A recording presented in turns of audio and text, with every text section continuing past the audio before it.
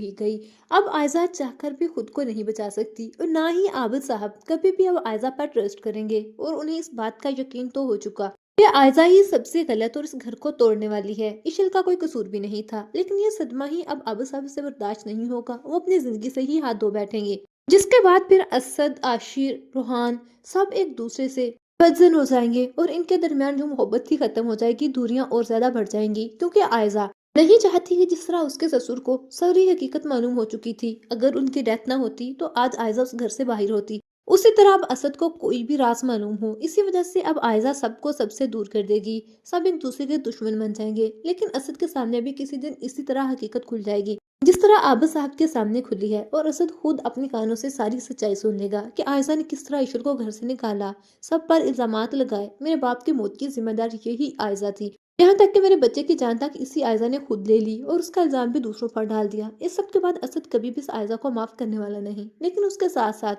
اب عنایا بھی دل سے روحان سے محبت کرنے لگی تھی، لیکن روحان بھی اتنا بڑا سچ جاننے کے بعد عنایا کے بارے میں وہ رائے تو نہیں رکھے گا جو پہلے رکھتا تھا۔ پہلے تو اس نے صرف یہ